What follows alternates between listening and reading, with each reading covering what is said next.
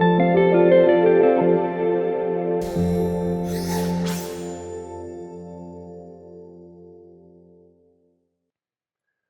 back, everyone, to the fifth and final module for the beginner course. This module is arguably the most important one of all, and hence why we've saved it for last.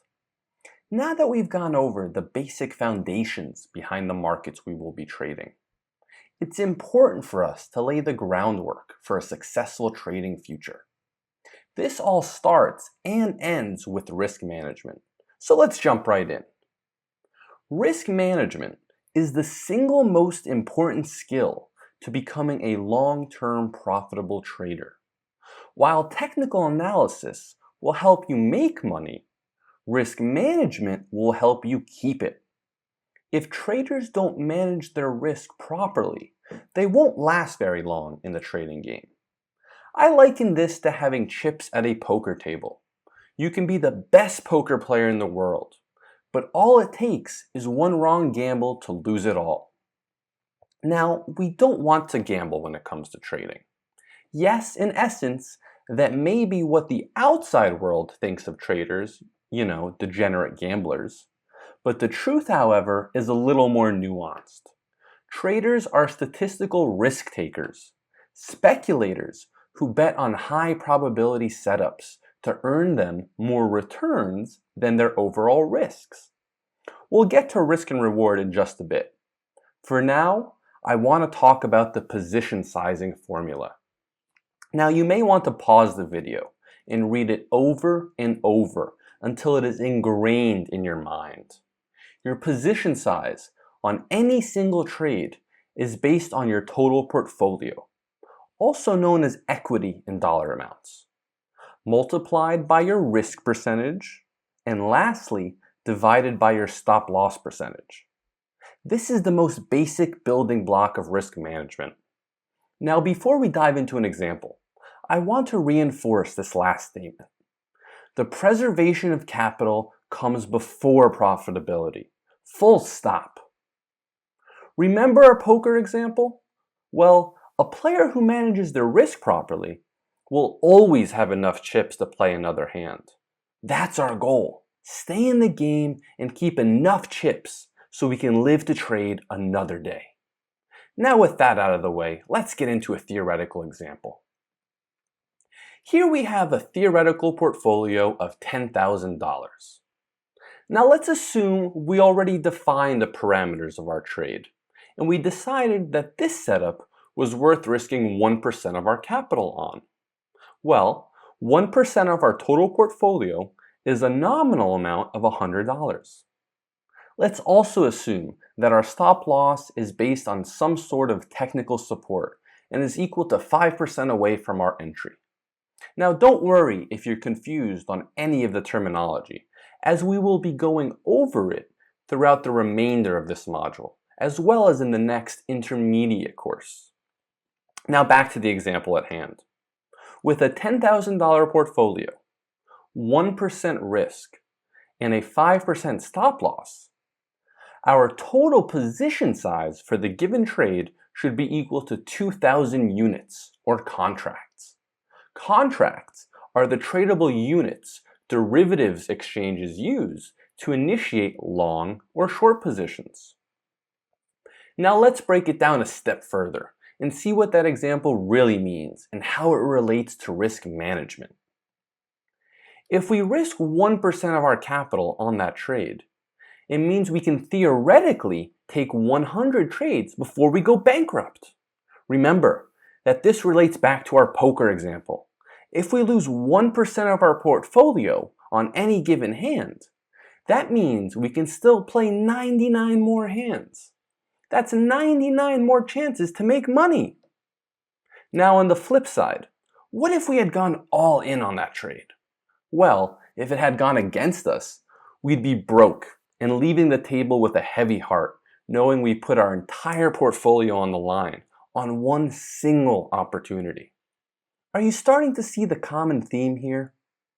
As traders, we are not fortune tellers with crystal balls. We don't know what the outcome will be on any one of our trades.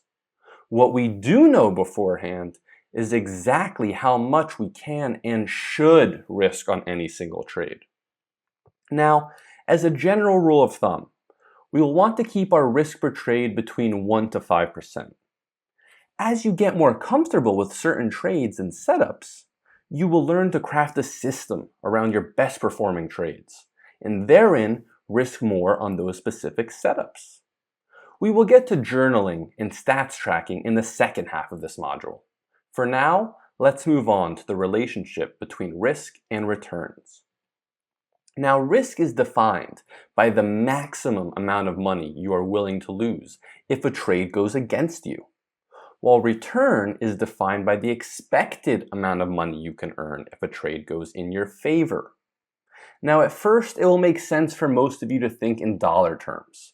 However, with experience, you'll learn that the dollar amount is actually irrelevant. It all comes down to percentages. This will help us nurture a true trader's mindset. If we want to become full-time traders and plan on making hundreds of thousands or even millions of dollars, percentages are the only way we'll be able to stay level-headed.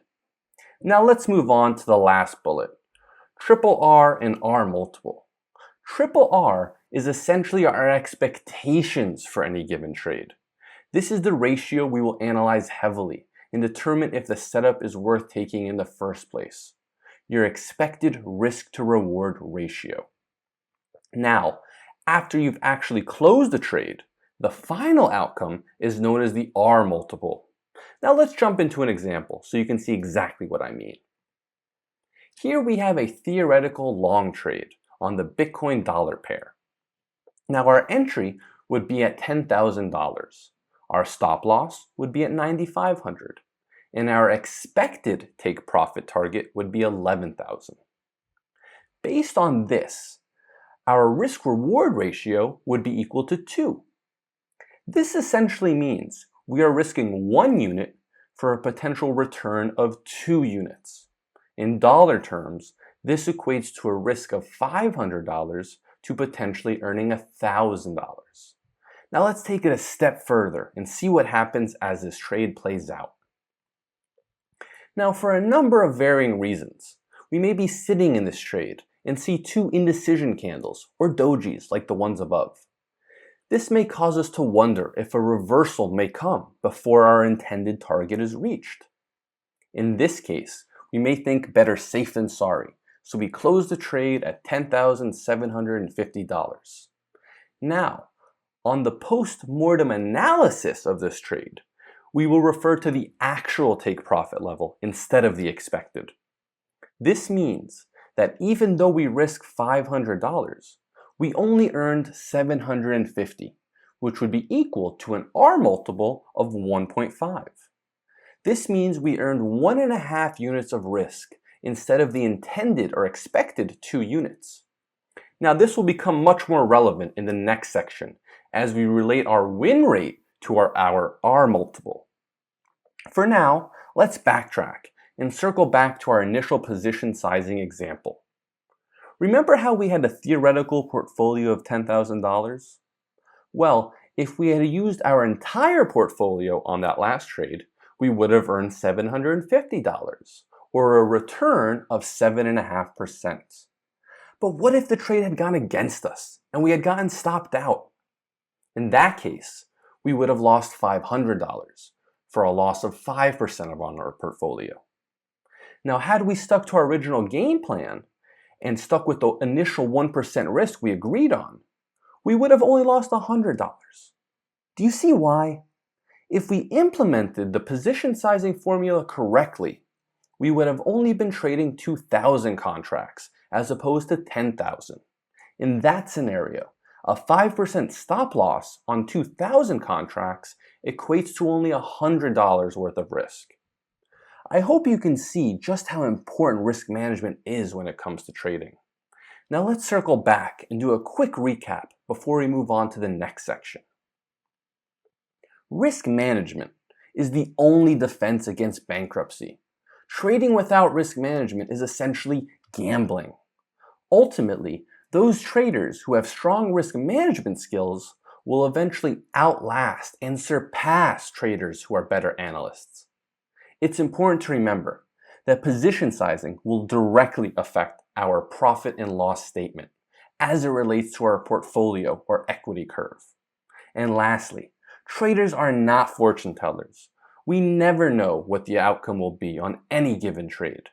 That's why it's of paramount importance that we always identify the risk of our trades, since returns are never guaranteed. I'll repeat that. Returns are never guaranteed. By defining our risk, we are one step closer to creating a profitable trading system. Now in the next section, we'll be bringing lots of math into the equation. Thanks for watching, and I'll see you soon.